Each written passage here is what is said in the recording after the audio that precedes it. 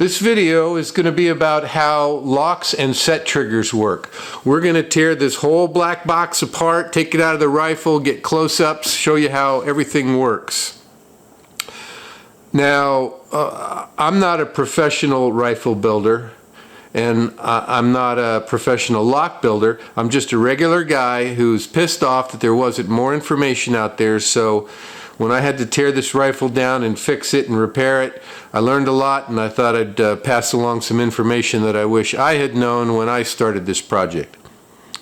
So, if I make any errors or you have anything to add, please feel free to go down to the comments and add your own 2 cents. So this is a 50 cal flintlock. It's got a double set trigger, front trigger, rear trigger. So why do we have a set trigger? Well, let me show you. So let's cock this rifle, and we're going to check the pull of the poundage of the front trigger without using the set trigger. Let me get a grip here. So we're going to just slowly pull.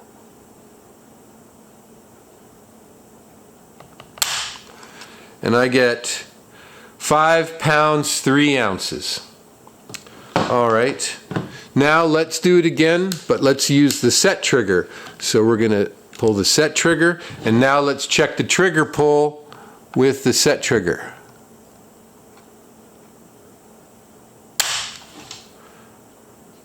3.5 ounces. So that's why we have a set trigger. Now we're going to tear this lock down. I'm going to show you how everything works. Let's get started. Alright, I've removed the lock from the rifle. I want to show you a few things. You have to understand how the lock and trigger works in order, the lock and the sear works in order to figure out how the trigger assembly interacts. So first thing I want to point out is you have the hammer. Okay, we all know that. This is the mainspring. Notice where the mainspring is attached. That mainspring provides the power to drive the hammer forward. So when you pull the hammer back, you are fighting against, you're compressing this spring and fighting against the tension that that spring generates. And then when you fire, when you pull the trigger, that mainspring drives the hammer forward. This is the sear. When this is pushed up, the lock fires. Let me show you. Come on. You sucker. There it goes. So that mainspring drives the hammer. Now what we're going to do is we're going to take this apart, completely apart.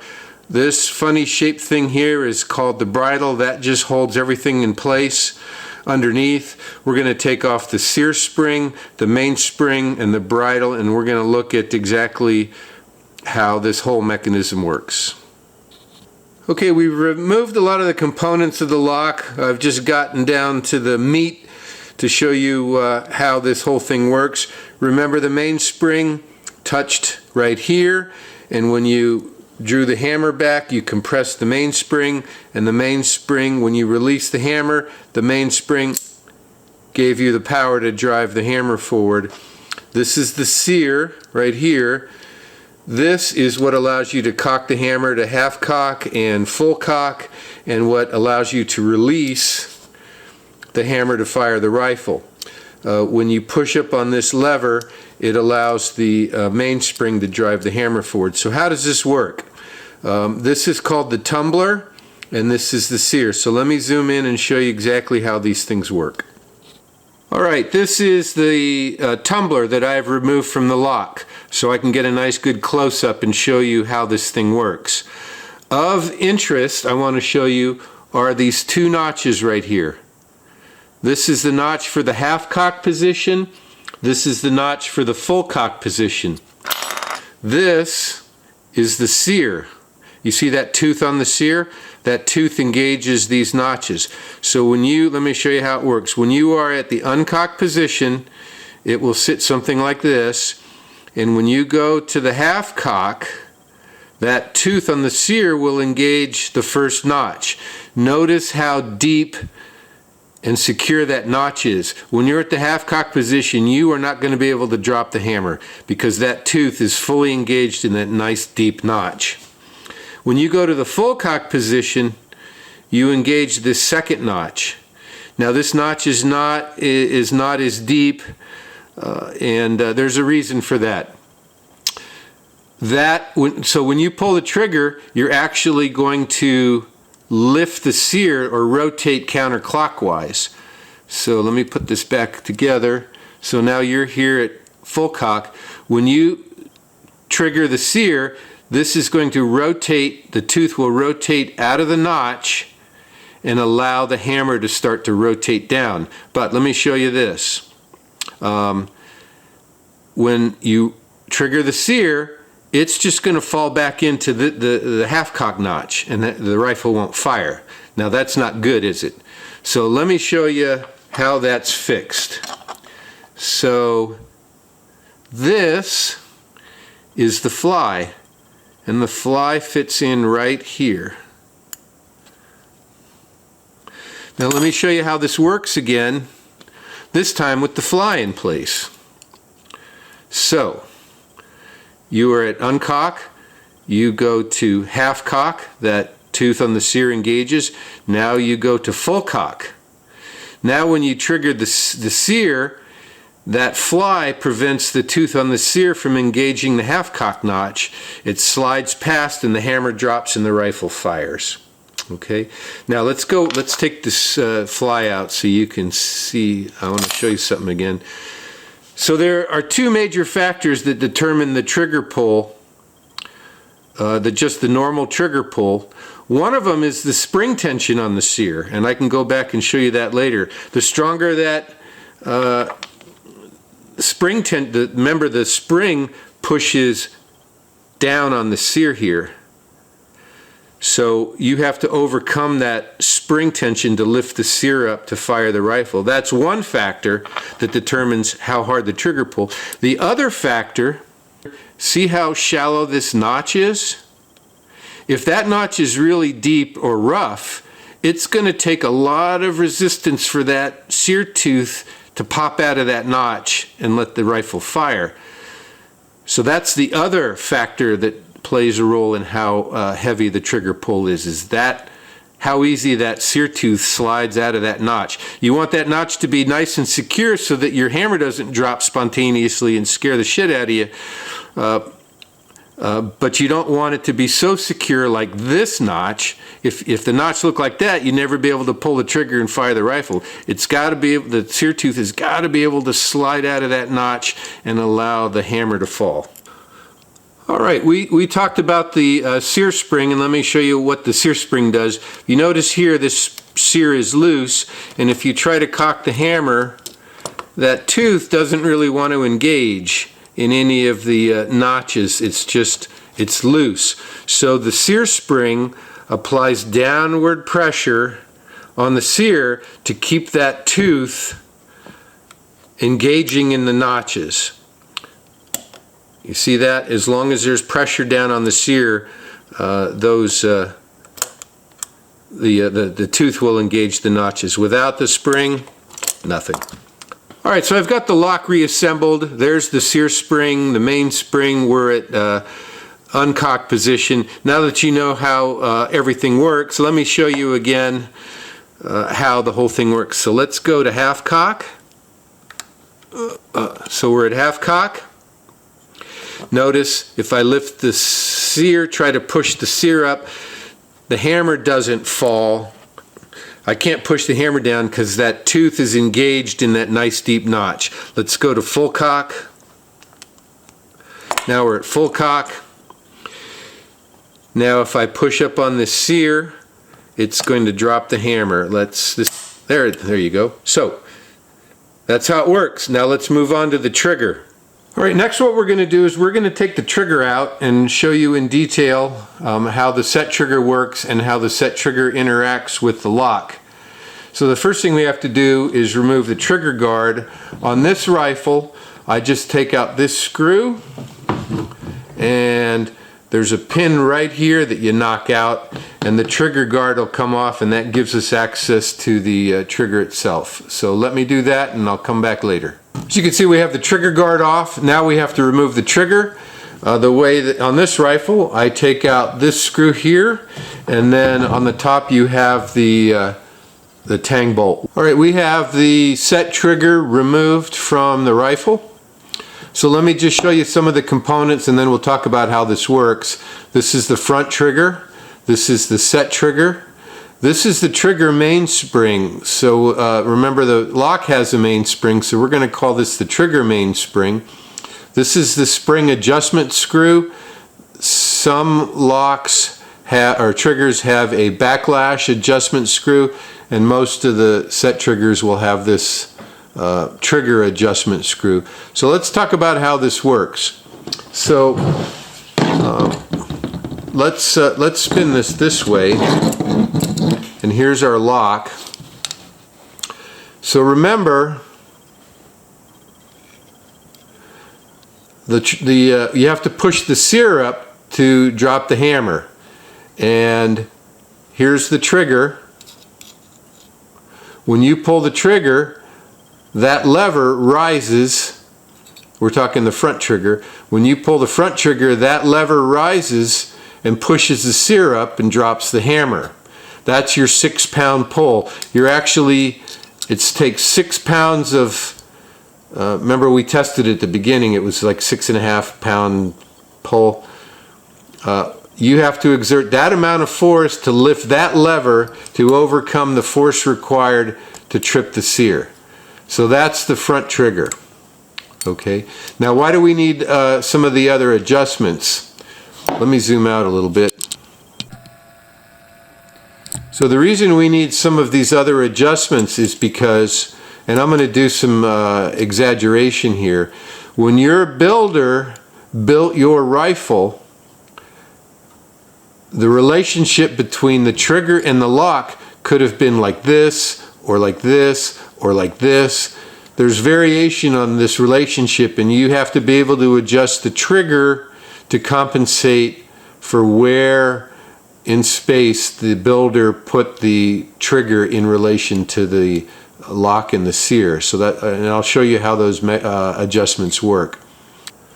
So now let me show you how the set trigger works. So as we said before, you could just pull the trigger and release the sear, or you could use the set trigger. How that works is when you pull the set trigger, the hook and tooth engage right there.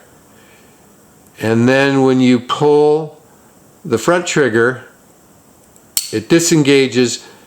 The rear trigger lever arm pops up and hits the sear, not the front trigger lever arm. The rear, the set trigger will pop up. How does this pop up? It's under tension from this spring. So you're no longer using brute force on the front trigger to trip the sear. You're now using this spring pressure here to pop up the rear lever to slap the sear, and here we go. Boom. Okay. Okay, here's a close-up of the set trigger. What happens, you have a hook here on the front trigger. I'll see that's on the front trigger. And then you have this tooth on the rear trigger. This tooth hooks underneath the hook. So let me show you that. And what's holding this down, or up I should say, is this little spring right here. Just a simple little spring. So as we said before, when you're pulling the front trigger alone, you have to overcome the force of the sear spring to get the sear to trip. But when you're using the set trigger, the only spring tension you have to overcome is this little spring right there. That's why the trigger pull is so light. So here's what happens. When you pull the set trigger, it hooks under there. And when you pull the front trigger, this piece, the hook will rise up, and the set trigger will spring under tension. So it's set, now let's fire it. There you go. So let's talk about some of the adjustments and settings you have for the set trigger. The first we'll talk about is the spring tension. The spring tension determines a couple of things. Number one, you can see here that this is free. The rear lever is free until I bring it down to about here, and now it's engaging the spring, and I have to use a little bit of force to get that tooth to engage underneath the hook. So the spring tension here is one adjustment. The other adjustment that this spring nut does, spring screw, is it sets how much force this lever will fly up with when released. So let's back the screw out and loosen the tension. If you back this out too far, I'm going to back it way out. If you back it out too far, now the rear lever has no power. I can set it and release it, but it's got no power. It's not going to trip the sear. There's just nothing on it. Let's tighten it up. We'll crank it. The trouble is if you crank it down too far, you raise this rear lever up a little bit. So now we've got a little more, we've still got some play. Now let's see how that feels. That's a pretty solid pull to get it to engage. And that's a nice good hit. So that's the spring tension. Now you have the backlash. What the backlash does is it adjusts how high this sets at rest. So let me back this out and show you what I'm talking about. I may need a smaller screwdriver. So that's backed out pretty far.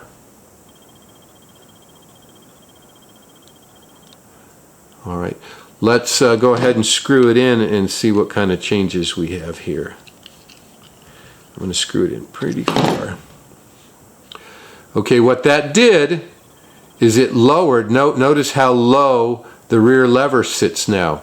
By screwing the backlash in, you lower the lever, and now look, there's very little play here between the tooth and the hook. There's very little play. I don't have to,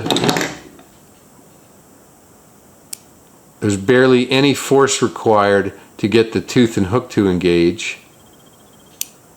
And there's no power. So we've got to back that out a little bit. So this is one of the adjustments. You play with it until you get the right. Let's try this now. I backed it out a little bit. There's some good force to set the set trigger and spring. There you go. All right, now let's finally talk about this. This is the trigger set screw. This screw pushes up on the front trigger lever, on the bottom of the front trigger lever. So the more you turn that screw in, the higher this will rise because the screw is pushing it up. So let's show you why that's important. This sets how light your trigger is. Let me back it out all the way. Let's say this is the front trigger hook and this is the set trigger tooth. So when you pull the set trigger, that rear lever will slide under and hook underneath. The tooth will hook under the hook. And then when you pull the front trigger, you raise this up and it slides off and hits the sear. Okay? So when you screw that set trigger screw in, you're raising the front trigger. You are raising it up, raising it up, raising it up, raising it up. And at some point in time, you'll raise it up so far that the rear lever no longer can stay hooked and it'll pop off. And that's what you want to do. You screw it in all the way slowly until it pops, and then you back it out half to one full turn. That'll allow enough of the tooth to hook, and it'll give you a really nice light trigger pull. So let me show you that. Let's actually do that. Okay, now we're actually going to demonstrate that setting the trigger screw. So there we've engaged. Now let's slowly screw this in, and we'll get right to the point. We're going to slowly raise the front trigger lever. I'm starting to feel, there you can see it start to come up. It's coming up. It's coming up. I'm going to go slow, and it'll pop at some point. There it goes. So now you want to back off half to full turn. And now you've got a really nice light set trigger.